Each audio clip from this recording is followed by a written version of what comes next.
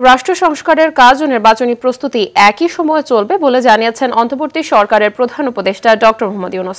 সকালে রাজধানীর কৃষিবিদ ইনস্টিটিউশনে ফোরাম ফর বাংলাদেশ আয়োজিত ঐক্য সংস্কার ও নির্বাচন শীর্ষক জাতীয় সংলাপের উদ্বোধনী অধিবেশনে ভিডিও বার্তায় একথা জানিয়ে তিনি বলেন, সংস্কারবিহীন নির্বাচনের মাধ্যমে দেশকে এগিয়ে নেওয়া যাবে না। প্রধান উপদেষ্টা বলেন, জাতীয় ঐক্য ভাঙতে গণ অভ্যুত্থান বিরোধী শক্তির চেষ্টা অব্যাহত থাকায় ঐক্য আরও দৃঢ় হচ্ছে। এদিকে জুলাই গণ অভ্যুত্থানে আহতদের বিচার পাওয়া নিয়ে সংশয় প্রকাশ করে সংলাপে অনেকে বলেন, আসামিরা শহীদ পরিবারকে হুমকি দিচ্ছে। ঐক্যবিহীন সংস্কার কিংবা সংস্কারবিহীন নির্বাচন বাংলাদেশকে এগিয়ে নিতে পারবে না।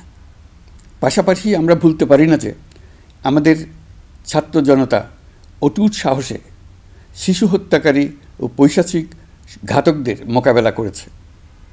মানবতার বিরুদ্ধে এমন নিষ্ঠুরতাকে অবশ্যই বিচারের মুখোমুখি করতে হবে। গুম খুন থেকে জুলাই গণহত্যার বিচারের চ্যালেঞ্জের বিষয়টি আপনারা আপনাদের সংলাপের অন্তর্ভুক্ত করেছেন।